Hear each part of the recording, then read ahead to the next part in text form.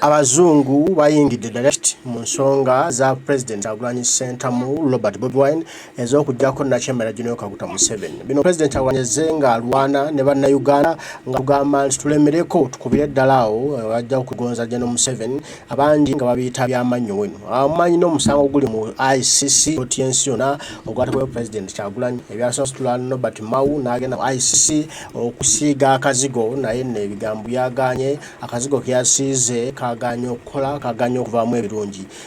President Kyagulanyi nzanya gyazannyamu omuzannyo guno yekyasinze kubanga wano ate watuusiza eggwanga lino watuusiza okuba nti abazungu beekyaye benye obutakyagala kudda ku Jeno Museveni alikuulira kyayogera awo ne ba plus eba distinction tuwangudde ffe nga bannayuganda wansi obukulembeze bwa Kyagulanyi Ssentamu Robert Bobi Wine.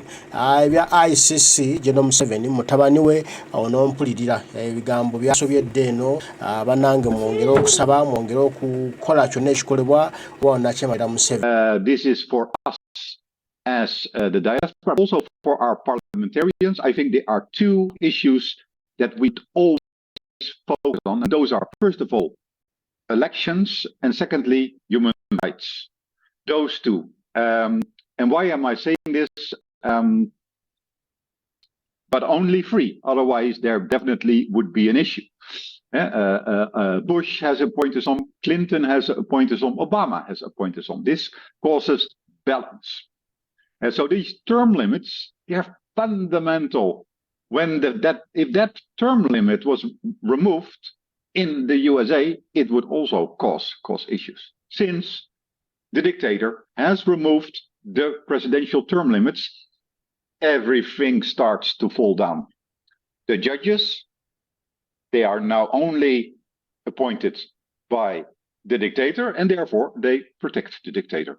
And the same holds for the Electoral Commission. The Electoral Commission are only appointed by the dictator. Therefore, they are not an Electoral Commission anymore. They are an appointee commission. They appoint the same dictator. And I want us to continuously try to focus as much as possible on exposing the elections, fraud, and the human rights situation.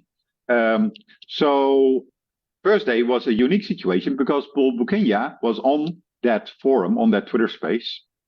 And as many of you know, and I see my video is on, so I've written this book about the elections based on a lot of work by myself and other Ugandans.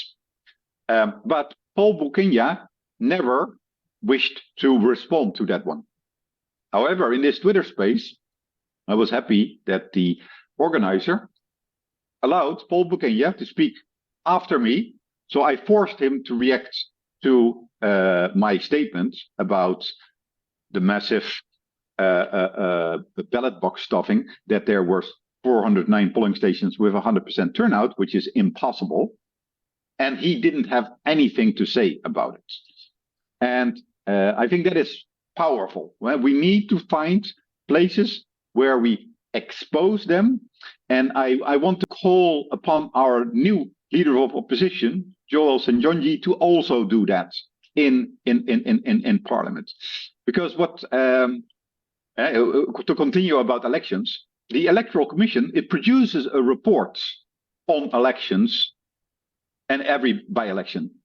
And those reports need to be discussed in Parliament. And we have seen that Mpuga, on a couple of occasions, was very well able, for example, with the 18 disappeared, to expose the dictatorship. And we need to do that not just when it comes about these 18 disappeared, but also when it comes to the election. I have not seen any good discussion about election fraud. And it is very easy from Joel. The evidence is easy to present. So I want our MPs to address this issue in Parliament and take every report that either the Electoral Commission or the Ugandan Human Rights Commission is producing, because they're full of bullshit, and scrutinize them in Parliament. Back to you, Dorcas or Ismail.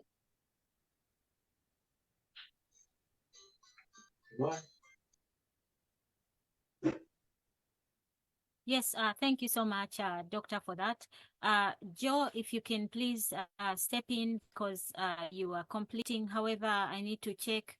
Dr. James, I don't know if you're at work right now because Joe can pick the mic off you. Yes, Dr. James, please do come in. Thank you so much, Dr. Nico. Doctor, I'm not at work, I'm at home. It's my weekend off. Good to know that. Good to see you. How are you? I'm good. I'm tired. I'm restless. I'm everything. Why are you restless? The issues in Uganda. Yes. Of course. Yes. Thank you, Dr. Nico. Thank you, Dr. Kauma.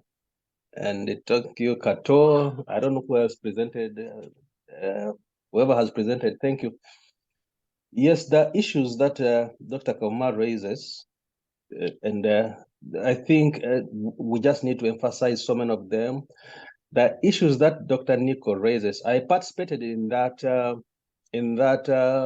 space, and it definitely needs us to be participating in some of this space. For example, I'm just going to give an example of a space that was on kidney transplant yesterday. If you realize, most of the presentation came from the elite doctors, and they just don't know what to present. And from the activist side of it, what was standing out was organ donation in the Middle East. And people are pushing that these doctors, now the doctors are presenting something that we all need, but the activists are seeing that this is a way of killing Ugandans. And so this morning, as I speak, I think I'll put there a picture. We had, Joe, I think you remember we were sitting in that wall where we fundraised for a doctor who had a kidney transplant. And I came in the other day and I told people that I'm ready to follow up with this doctor so that we know what happened. So last night, I dispatched Galogitho and a journalist. They have gone to Hoima. That's the picture I've sent you there. I sent them there because these are the story. I mean, it's like, as Ugandans, what we need to know that we have a country to run, irrespective of where we are. I am trying to look at this kidney transplant from an act of science, an act that we need to achieve. So I'm like, but we have a story that we need to present, and it's like there's nobody seeing that story. I mean, if we had a doctor and a nurse, they went to Eldoret here and they had a kidney transplanted. Now you get our elitist, I call it elitist doctors coming to present in a very hostile environment. By the time we are talking about kidney transplant, Dr. Kauma, you know what we are talking about.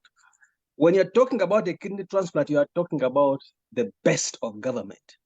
And that government must be in place because kidney transplant is basically governance, and it has to come out of good government. So you see that there are issues that can bring us, all of us together, in such that if we participated wherever we are, maybe some of them can wake up the citizens, because you are not going to talk about kidney transplant in Uganda in this current state. You are lying. And now it doesn't look like it is a good intention. Most of the speeches from other people who are not medics were fighting, resisting. And yet I'm in a state where a kidney transplant or heart transplant is just like ABC. It's like, oh, we treat malaria in Uganda. The hospital I work at is the hospital run by nuns. Every month we stand in respect of organ donors. We line up a parade of honor in uniform for people who donate organs. In this state where if a driver's license, they even ask you if you are willing to donate your organs in case of an accident. So you have what they call, this document is called a living will, a living document signed by you that, yes, if I died in an accident, let my organ be taken. So it is something that is understood by teaching. And so I found it necessary that we needed to to defend kidney transplant in Uganda, not as an evil science, because Ugandans are seeing it as organ trade. And yet we are looking at the way, how do we save life? So those are small things I'm trying to say, that we need to run Uganda also as a state. We need to run Uganda as citizens. And there's another tweet which I've just put there. So this young man who is involved, whom we all know, he's called Kayanja or somebody. I think Grace is here, will tell us the name of that boy. That boy has taken about 2,000 maids in the Middle East. But now look at the tweet he has made. He has made a video and he's attacking Nyanzi, saying that they are benefiting from the effort of maids in the Middle East. And I'm like, and such tweets are now taken up by the Patriotic League. They call it Patriotic League. And you're like, yes, the boy talks about when Ugandans rise up. Yes, when Ugandans rise up, they should rise up against the state, not against Nyanzi. Because building a house, the what Nyanzi has, how many Ugandans have such houses? So we need to get involved. We need to participate. Wherever we are, we need to fight to present the truth to people. And for me, of course, I've already picked that video, just that video from that boy, and I've used it to address it for Busia. I'm like, we are not going to allow such thing to come to Busia. Let's watch out. So there are a lot of things that we can do. So this morning, I have a story developing in Hoima. I sent there people. I transported a journalist and Galogito. And Galogito, for example, you people know, he's a certified public manager. And I paid for his training. I paid for his training for 18 months training in Iowa here. And I'm like, now, Galogito, I want you active. In fact, I would even want to request that in the near future, you people invite Galogito for some of these activities of ours, because he needs exposure. This is a boy who resisted as a guild president of Makerere 26 years ago. He was dismissed 26 years ago when the Musevens had just come in and they were resisting tuition. As a guild president, was dismissed and he was rotting. In fact, he normally says that I excavated him. So I told him, Galogito, get involved in this story of kidney transplant, because for me, it appears you are not participating, but he still fears. So we need to embrace him. You have a guild president destroyed in 50 years of medicine. So all I'm trying to say, we can be active, both here and at home. And like yesterday, for me, I have a platform every Friday. I go to state capital. They gave it to me. And yesterday, they gave me the constitution of my state. So our involvement, our being active wherever we are, shed the light. Let's be light the candle wherever you are. Let your light be seen like somebody driving on the traffic. Have your eyes also that you can be spotted. The more we do these things, the more we can help change at home. Some of it doesn't even require being in a party. Some of it requires your professionalism. Thank you. Thank you. That's a little. Yep. Thank you. Yes, Thank you Dr. so much. Go on. Yes, Joe, take the mic. Thank you. Thank you. Thank you. Thank you. Thank you, Dr. Mgeni, for that submission. I agree with you. The area around organ transplant programs in Uganda remains very, it is a contested area. Of course, it is desirable that we have such a program, but we know that in the current political, socioeconomic landscape, it is not a viable project. And these are the questions that we raised. For whom is this project? You know, for whom is this project being run? On average, I think somebody would require around $5,000, maybe even more, and then post op, to sustain to sustain one's life. You'll be having medication, and of course, that is just way too expensive for most people. So you ask yourself, for whom is this program being made? Because we look at the priorities, is that a priority for Uganda right now? Whilst we have women who are, if we're talking about maternity mortalities, they're very, very high. if we look at the ratio of a doctor to patient, if we look at the ratio of doctor to patient, if we look at doctor to patient ratio, it's still very, very, it is something that we need to improve on. So is it really a priority that we need to work on today, here and now? No, it's not. So the question is, for whom are they making this program? It is very suspicious. Let me just, I think, also pick on what Dr. Kauma said about the need to build capacity. We are the government, we are the government in waiting. So we need to come up with alternative policies. And that is where really we challenge our party, has it built capacity to have alternative policies? Can it competently manage and analyze situations? If we're talking about foreign policy, if we're talking about economic policy, if we're talking about the education system, really, we need to work in those areas, because even as we engage the West, they are looking at the alternative. And if we do not measure up, then yes, they may not say it in our face, but they'll be very reluctant, I think, to take us on as development partners. So I think those are very, very important discussions that we must keep addressing, and hopefully we can be fit for purpose. Let's take our next speaker. That is Reggie. Please, Reggie, unmute and speak to us. Thank you. Reggie, could that be unmuting you? I don't know if it's Reginald, Reggie, I don't know. Reggie, please speak to us. Thank you. Was I right? Yo. Oh man. I hate the name. And I can do. All right, Reggie, welcome. Depending on which elementary school you went to. I was just guessing. Both are right. Reggie could also be a lady's name, as a matter of fact. That is, I was a little bit hesitant, but nice to see you, brother. Welcome. Mine has a single G, so don't go there. I've now learned it is a unisex name. That is great. Nice to see you.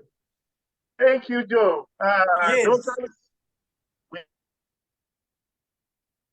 Thanks for hosting this, and yeah, I'm glad I'm back. One of the coldest places. You see the area code and that's that's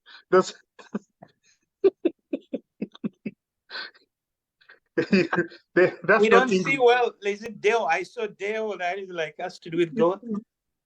I don't know. Oh, that is some Slovak language, whatever. Some. It's not English anymore. Slavic. All right. So I'm still adjusting. Good. Acclimatize. Yes. So please allow me again.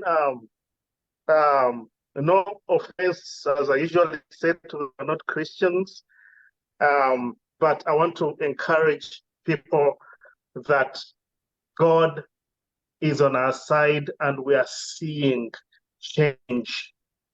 It might not be so explicit to some, but trust me, I've been on ground, and every day, every Ugandan realizes that we have been used and our identity has been hijacked.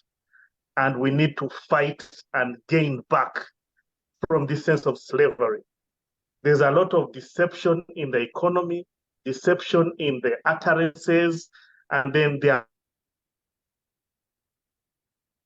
lies and the deceptions, so that people, they are not. So I want to thank God so much that is our source of ethical principle is the Creator. He says, love your neighbor as you love yourself, and do to others like you want them to do to you. So if you're going to do something to someone else, think about it, because if they do the same exact thing to you, you don't complain. That is the word of God. And that's also our ethical principles.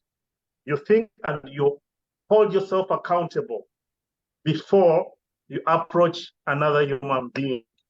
So that's human decency. We are dealing with people who are not godly. They don't understand what it means to be accountable to the creator or to the intelligent designer. They don't know that. So we cannot approach them as people who have a sense of humanity. Down and they kill us is to establish their own kind, because they believe in their theories and ideology that they are more human than others.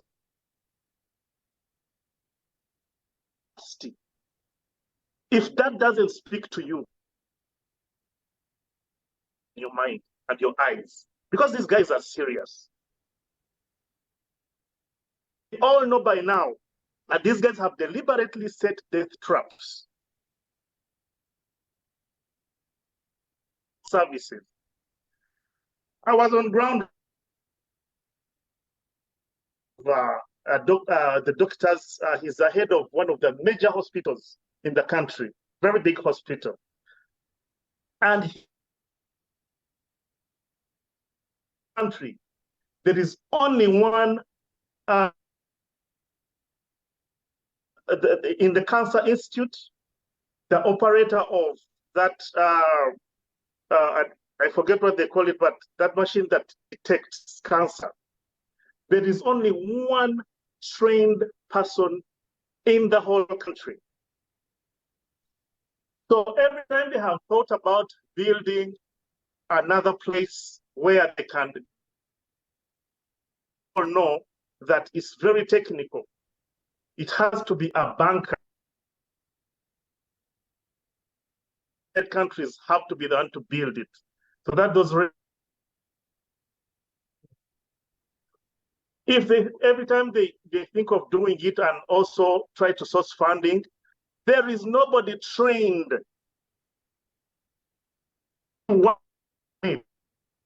and prescribe. So every time there is a situation of cancer, the nearest place they have to send people is Eldoret. So ask yourself, is that a death trap? So you come, they detect cancer, they start treatment, but you cannot complete treatment because if someone else outside the country that has to complete the whole reading of cancer. Is that a death trap? Because these people can be trained. Ugandans can be trained. There can be funding for that, geared towards that. This money they are looting and building mansions can do that. You can even say, let me train 5 every year. Just 5 a year, for goodness sake. Why is it up to today? You who thinks about Museveni and these people. Intentions. Guys, we need to get serious and worship God and say we know God and all that, but let's test our thinking here. Number 2,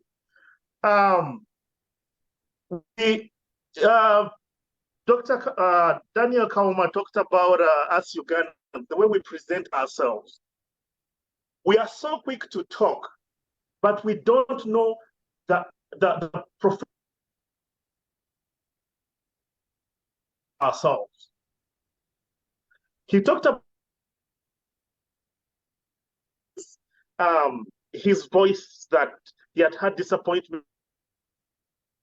Some people to speak to people who sneeze, and this one presenting themselves is a little bit petty, you know, it's not conversant with what they are talking about. Guys, it's very easy. If you don't know a subject, AI on Google can set you up and give you everything that you need. But when you have a chance to present, please lay down everything and know that you're marketing. Everything in this world is negotiation. Every time you have a chance, even calling a woman is negotiation. The one who negotiates better is the one who takes her. And this I learned from, I was working with for Ian Clark, one of very successful entrepreneurs in Uganda. And he's also a doctor. And then 3, doing business in Uganda. I think Dr. Nicholas is the one that brought up this issue. It is not easy, Uganda, but it's possible. How? Sevens and their systems has tried to disrupt, have failed. Kenyans are progressing in business, and Kenya is growing. I was there just recently. I was there for a while, and Kenya is growing so fast. And Kenyans are progressing, and they speak up. They don't pretend about anything. So they have not been able to penetrate. And so what some Ugandans are doing, they are partnering with Kenyans, and they are doing business. So it's very possible. Circumventing the URA, the UNBS, because these things have been put there to make you fail. It's a whole process that just makes you get tired of trying to do everything. So, and they're just doing this hoping that, you know, Ugandans will just give up and many of them just run out of the country. But it is possible to do business in Uganda. So I've realized if you partner with Kenyans, you can do business somehow in Uganda. Then lastly, I wanted to ask Daniel. So you mentioned that sometimes you invite some people to come and do talks. I'm just wondering, do you give them a heads up so that they have time to prepare? And then it's up to them to be able to make the real professional, effective presentation. Because if that is done, then I'm sorry that they disappoint you. But if that is not done, then you kind of have to forgive them because people are busy. They need heads up to plan and to prepare. Yeah, thank you so much. And handing back to you, sir. Thank you, comrade. I know we lost some of the submission, but overall, I think we got what you said. Thank you once again, and thank you for coming back in one piece. Greetings to my brother Mugeni. Mugeni, who has a remuneyo? Omokongo akeside. All right. Okay, thank you, Reggie. Thank you very much, and all the best in your new deployment. And yeah, we keep praying for you, and we keep fighting. Yeah, you are right. There are all these systemic barriers that have been put there to stop Ugandans from actualizing their dreams, for being, you know, for living a fulfilled life. So if it's not in healthcare, it is in education. If it's not in education, it is in commerce. So there are barriers everywhere, and people have to circumvent those barriers to you know, to do something. Yes, Igor, I don't know if you spoke. If you did speak, then maybe we take Mimi, and then you come later. I think Igor spoke, so let's take. I hope I'm not wrong, but Mimi, please unmute and speak to us. I think Igor spoke, and for that matter, will come later. Igor, can you just confirm if you spoke, please? He did. Oh, he did. Okay. Mimi, oh, did I? Oh my goodness, did I? What did I do to Mimi? He needs to raise her hand up. Yeah, she dropped. I can't. She dropped. I hope it's not me who caused that to drop, because I was trying to. Okay, Dawoodi, please unmute and speak to us, and then we get back to Comrade Yiga. Thank you, Dawoodi. Over to you. Thank you. Thank you so much, Mr. Convener. My name is Dawoodi Wantate. I'm tuning in from Maryland here in the United States. Do you hear me well? Loud and clear, correct. Thank you. All right, thank you so much. And I wish to thank the conveners, and I wish to thank the attendees for the sacrifices and dedication for your time. This shows the commitment that you love your country, you love our country, because otherwise you'd be doing something different. I wish to start by saying that removing a dictator is not going to be something really very easy. A dictator who has rooted himself in government for the last 40 years, it's going to be really a very big challenge. And there is no magic bullet which we are going to use. And I wish it was there, that we had a magic bullet to remove the dictator. So we are going to use a plethora of approaches to ensure that, first of all, we attack him on different fronts. But secondly, that we attract all change-seeking Ugandans. I wish to highlight something which is very common, probably well known to you, but maybe just for reflection, that people might be involved in this struggle from different fronts. Some may be on the front lines, others are not going to be on the front line. Some are going to be giving in resources, others are going to be something different. So we need to find a balance and harmonize and tap into all energies and resources of these people. I think that is very important. So how do we tap into this? There are people who are very passionate and really active in protests. We salute them and let them keep going. There are others who are on the back front. On this point, allow me to talk about, to react on a few things which have come out. One of them is about the conferences. And I wish to thank Dr. Kauma for his elaborate response to this. But allow me to add that conferences also are an innovative way of bringing people of the same mind, of the same faith together. We didn't have such kind of forum or platform where people would come, deliberate maybe for few days, because even the dictators, you see them go to Chankwanz regularly. They retreat and review.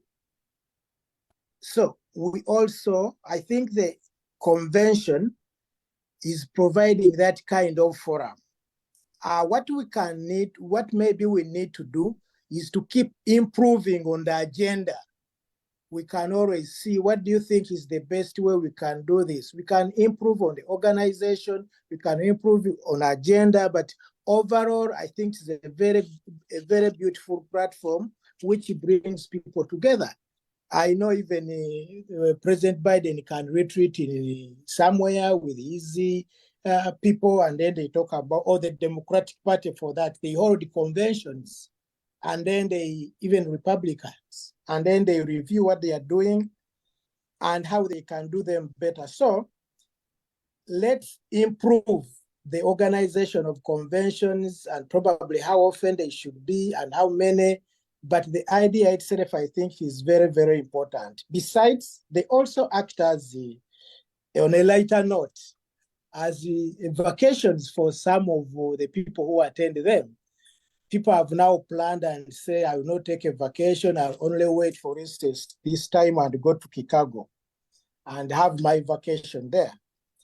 Now, moving on about electoral management in Uganda. We definitely know that we are not living in normal times. I think one of the presenters very ably said that he wants to see the MPs talking more about electoral reforms. I entirely agree with this, but also let me draw your attention to this. The electoral reform is not only now a matter of parliament, it's also directive from court. The court directed, I think, after a certain case of election, that the electoral commission and the government, the executive should present electoral reforms to ensure that we have an independent electoral commission. What these people did is to change the name. Every time we get promises from the Minister of Justice that they are tabling the reforms. At one time, private members wanted to do so, and they were defeated. So that's what I wanted to bring to light, that's where the dictator is. The dictator no longer respects any institutions. He only uses them as long as they are favoring him. As long as they don't favor him, he will not even allow the courts or those institutions to do what they are supposed to do. So how do we deal with that should be the question. For instance, some people have agitated that we should not participate in elections. I wish to say that this is also a double-edged sword. If we say no, the dictator is capable of creating opposition in courts. Some of us may remember Ochegere. We have seen the Morin carriers of this world. We have seen the Katumba Oye. So the dictator is capable of producing artificial oppositions during elections. And should we lose this space? I think the space in parliament has created some positive impact in the struggle by highlighting some of these things in one of the key houses, the key arms of government. So it is a double-edged sword. Somebody said about capacity building. I think this is work in progress. I know the former leader of opposition, for instance, he presented the alternative for the first time as a leader of opposition, as National Unity Platform. We provided the alternative program of developing Uganda, and it was. Sorry, comrade, if you could please, in a few seconds, if you could summarize. Thank you. All right, thank you so much. Let me stop with that point. I said he presented an alternative program to the government for the first time. So I think we are trying, but it is work in progress. Let us do it jointly. While they are working there in Uganda, in the diaspora also, we should think of ways of developing our capacity in agitating, in advocating, and in trying to ensure that we reach in building strategic alliances. Thank you so much, everybody. Thank you so much, organizers. Let's support each other. We need each other. And I wish you a very nice weekend. Thank you. Thank you so much, Brother Daudi. Yes, we'll come back to you in a minute. Sister Mimi, Godfrey, and then Joe, you pick the mic. Thank you. Yes, thank you so much, Comrade Daudi. Hi, can you hear me? Yes, you're loud and clear. How are you? Okay. I'm down with a cold, but I'm fine. Thank you so much, everybody, from wherever you're calling into this space. Hearing what everybody is saying is I'm going to talk about visibility of what we are doing. I know the diaspora, we've done a good job of going to Twitter, going to doing these protests and, all these things that we do. But also I'm thinking that we also have to push for visibility on the ground, which is in Uganda. Because first and foremost, and I'm talking about everything that everybody has talked about. There's a question that I really question, and I say, do Ugandans really see anything beneficial that any policies that come out of this government that benefit Ugandans?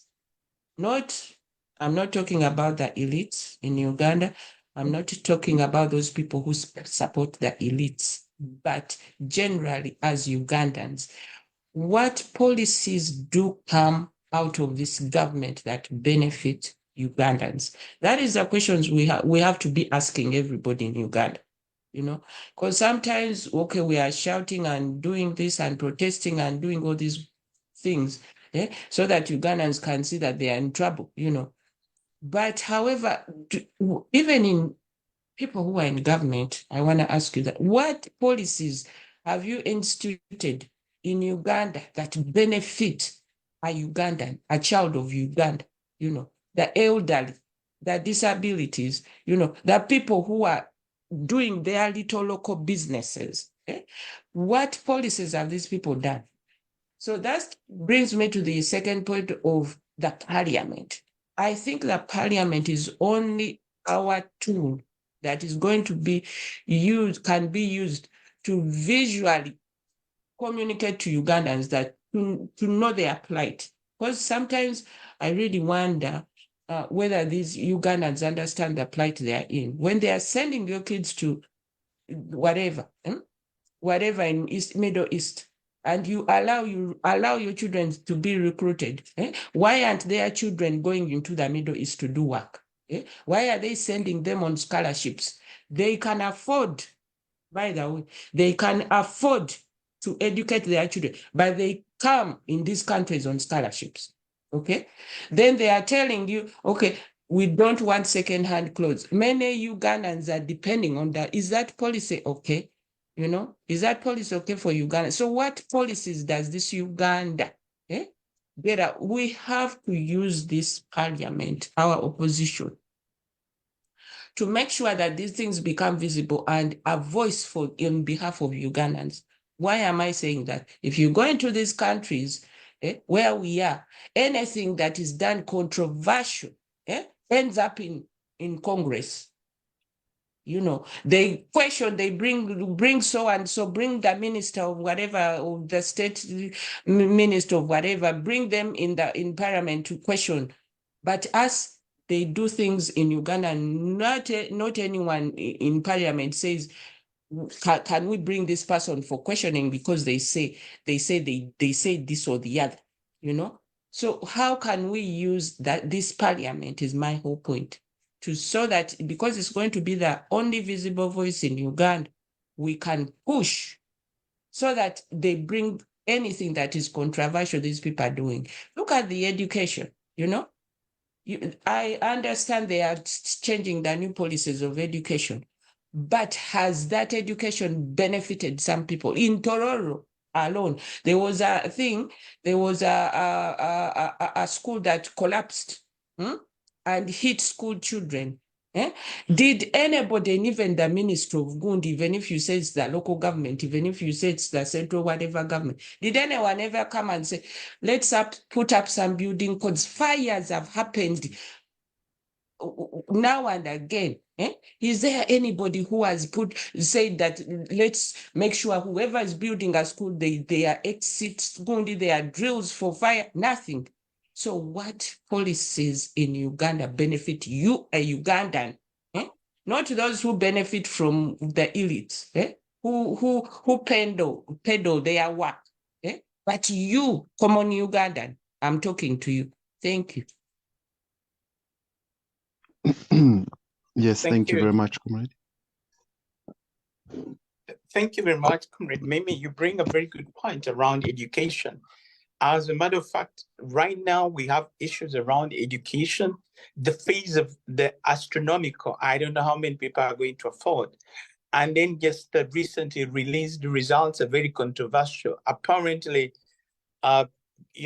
students from around Kampala, Wakiso, Mukono, Masakawe undermarked, and this is now becoming a debate. So we expect the parents really to get angry enough and protest, we find that I think, you know, the kids around Kampala were just undermarked.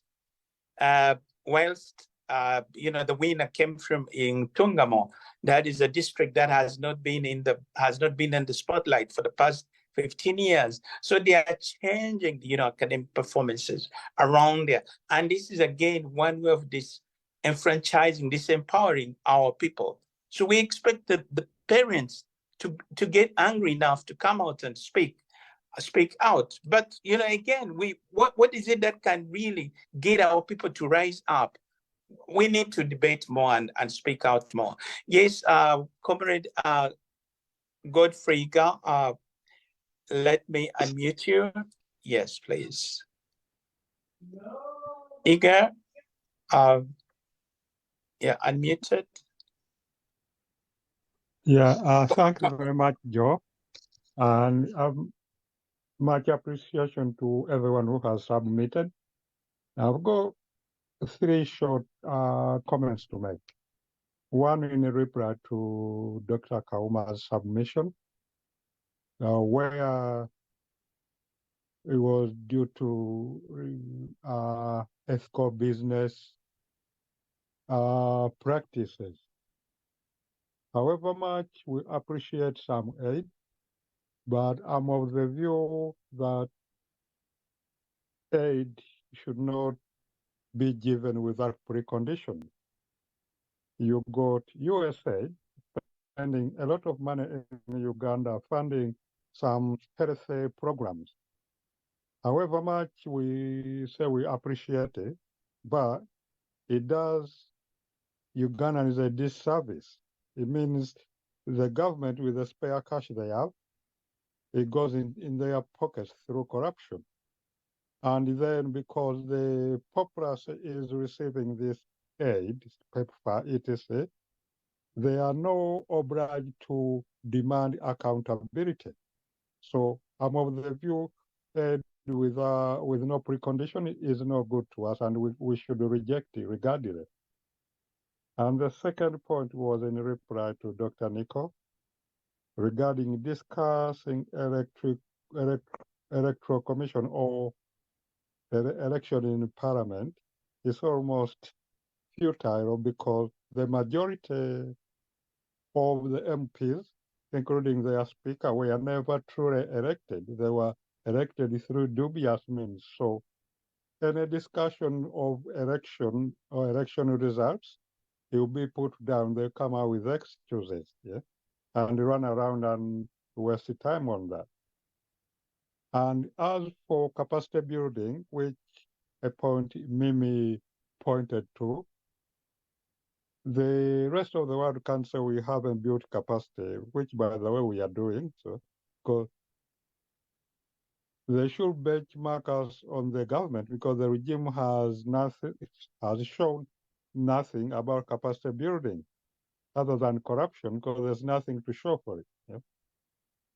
We can do better. We can train our own. We got plenty of young people and older people who have got the capacity to lead the country. Because first of all, it's no rocket science to lead. If you're a good leader, you go technocrats who you can demand. As long as there's accountability, the country will run. Let the young people make their mistakes on the way. As long as we have the human rights, the good governance. The late Magufuli, it took him only a few years to sort corruption out. Now, he wasn't experienced in most of those things, but it's leadership. Thanks very much.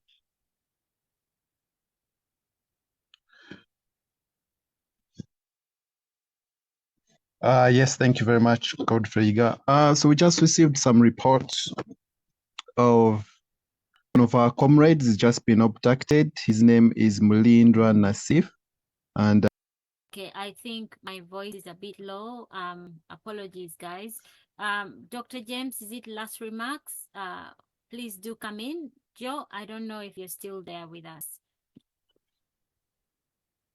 Yes, Doctors, thank you once more for giving me an opportunity. I just wanted to to throw more emphasis on education. Education remains an equalizer for all of us.